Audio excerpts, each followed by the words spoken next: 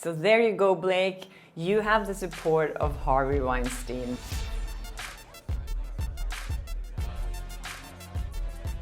Hi and welcome to Flaa Talk. I'm Kjersti Flaa, and here on my channel I talk about my good and bad experiences in Hollywood and working as an entertainment reporter. I'm sorry I look so tired. I am tired. I don't sleep very well. It always takes me so long to get into a new time zone. I'm in Spain. I'm in Mallorca, for those of you who didn't see my last few episodes. But anyways, I'm following everything closely from here. And yesterday I talked about how Harvey Weinstein came out and supported Justin Baldoni. I think it was TMZ who quoted him directly saying that he felt it hit him hard when he read what New York Times had done to Justin Baldoni, and he felt that they did the same thing to him. It was done by the same journalist as well, Megan Thuy, so there were a lot of parallels there according to Harvey Weinstein. This did not look good for Justin Baldoni. You don't want to be in the same camp as Harvey Weinstein, who's a known predator and has over 80 women coming out against him. Justin Baldoni has one woman claiming things, and we haven't seen any evidence of it yet. So I think Blake Lively's team was like, yay, look, now Justin Baldoni looks worse because now he is supported by the biggest predator in history in Hollywood. But it turns out we were all wrong because Harvey came out and corrected this. So the article that was in Vanity Fair yesterday, thanks to Zach Peters and other creators who found this, he posted about it because there was a headline yesterday in Vanity Fair saying that congratulations, Justin Baldoni, Harvey Weinstein is on your side. Kind of like, a sarcastic jab at Justin Baldoni, like, hey, yeah, this is what you get, But then yesterday, Vanity Fair had to come out with a correction and they had to add a not. So the headline is now saying, congratulations, Justin Baldoni, Harvey Weinstein is not on your side, which is pretty good for Baldoni.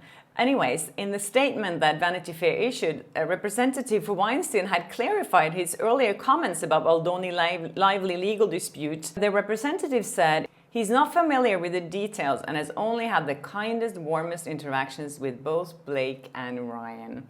So there you go, Blake. You have the support of Harvey Weinstein. I think for Harvey as well, this is a very smart PR move because now he's supporting a victim.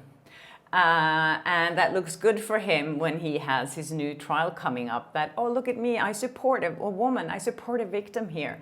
I'm not the guy that you portrayed me to be. It was funny how Vanity Fair had to phrase this and update their story.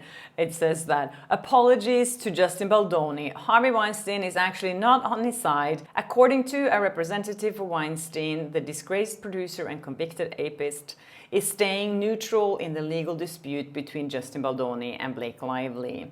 Please note that Harvey is not taking sides in the Blake Lively-Justin Baldoni matter. He's not familiar with the details and has only ever had the kindest, warmest interaction with both Blake and Ryan. His comments are solidly related to the New York Times and its handling of the story about him, specifically in reference to what Baldoni suggested regarding the piece involving him and Lively. That is the full extent of his involvement. Glad we cleared that up. I'm glad you cleared that up too. In this statement, it says that he hasn't taken side, but to me, that's taking side because if he had to come out and correct whatever the headlines were yesterday about him supporting Baldoni, you're just like, okay, I had the warmest, kindest interactions with Blake and Ryan. As you know, Blake Lively is represented by Leslie Sloan, who was financially backed by Harvey Weinstein, and Blake and Harvey had a nice relationship. He also had a nice relationship to Ryan Reynolds. Anyways, there are other people out there now being kind of reluctant supporting Blake Lively. Brendan Sklenar was stopped at the airport yesterday, and he was asked if he had any encouragement to It Ends With Us co-stars, and he said, "Oh, my It Ends With Us co-stars. Any words of encouragement? I'd say lead with love and compassion." Thank you. Have a good evening. Lead with love and compassion. I think everything about this case that we've seen so far has not been led with any love and compassion. And he's just trying to put himself on a pedestal saying, that's what I'm all about. I'm just leading with love and compassion and my cowboy boots. His boots are everywhere. I've never seen him in anything but those boots, by the way. I don't like them. But anyways, now Brandon Sklenar is trying to distance himself. He doesn't want to be involved in this at all. He's been interviewed about it before. I think on the Vanity Fair party, he was asked if he supported them. And he's always like bringing it back to the movie, saying that, I just hope everyone remembers what the movie was about. I don't think anyone remembers that anymore. And then on CBS Morning, he was asked the same thing. Are you on Blake or Justin's team? And he said, I just want people to remember why we made this movie in the first place and what it stands for. And just keeping the focus on that. There's never been focus on that from Blake Lively's team, at least what the movie was made for, and the focus on the theme in the movie. So yeah, there you go.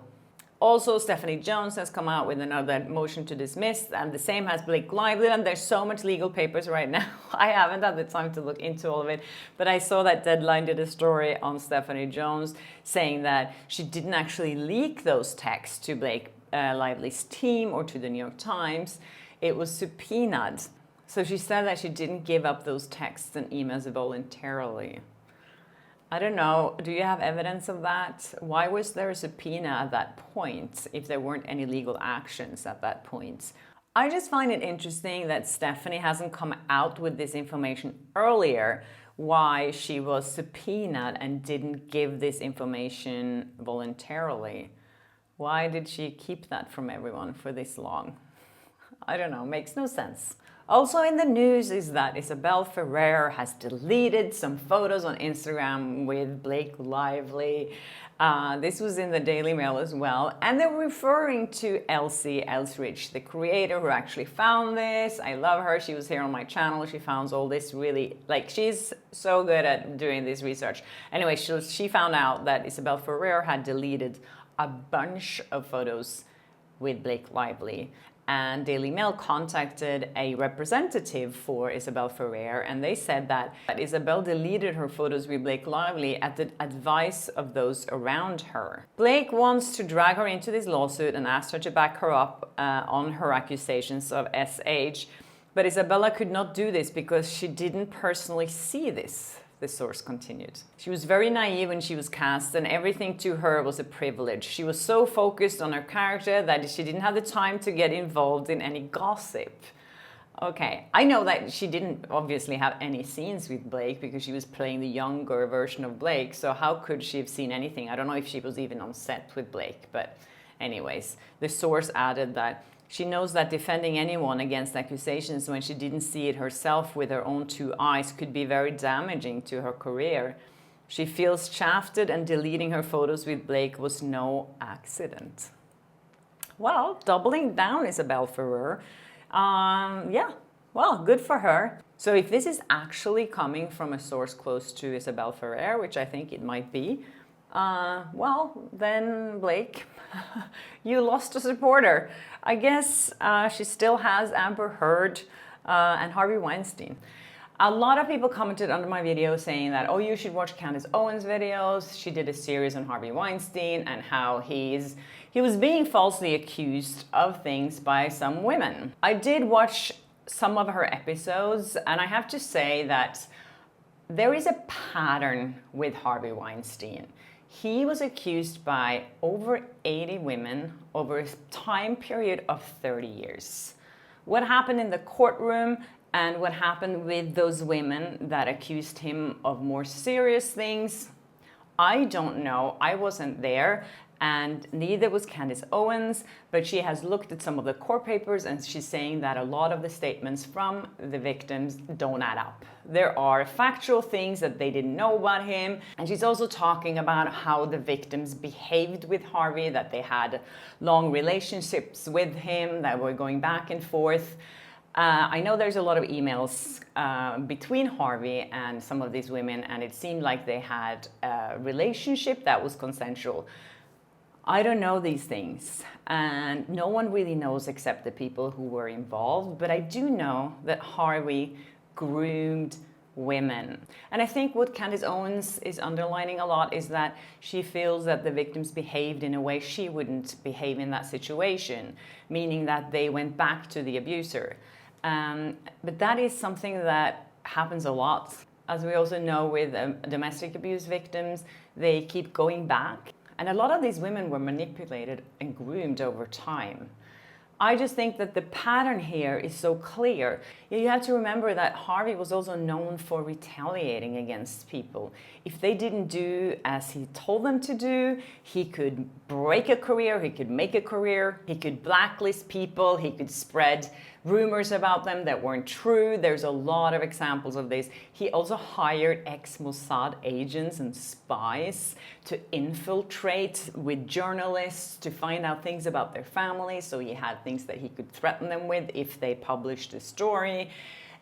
He also had people going undercover, pretending to be from some victim protection associations and interview some of his victims so that he could get information from them. So there's a lot of things here that is painting a big picture of an abuser. And of course, like always, women are accused of coming forward for money and fame. And that's the things that we always have to deal with in these situations, especially when it comes to powerful people with a lot of money. And that's why it's so much harder to come forward against these people. And I think when 80 women came forward, to me, that just says a lot. If he deserves 30 years in prison, I don't know. I guess you could always question these things, you know. You can question Bill Cosby. He's not even in jail. He got out of jail and there were so many women. You know, you can question P. Diddy. If it wasn't for that one video that we saw, who would have known? You know, people would have been out there protecting him a lot more than they are. I don't know if anyone is at this point.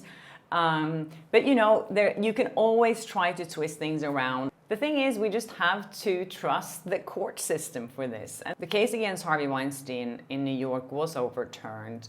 And he's going to get a new trial, and they're picking up the jury on April 15th, which is soon. But that doesn't mean that he wasn't guilty. It means that there were legal technicalities involved that led to him having the right to a retrial. Technicalities that also let Bill Cosby off the hook. These things that are not always fair. Anyways, that's it from you guys. Thanks for watching this video, and I hope you enjoyed it. And if you haven't subscribed yet, please do, and hit the notification bell so you don't miss an episode of Flaa Talk. And I'll see you in my next episode. Bye!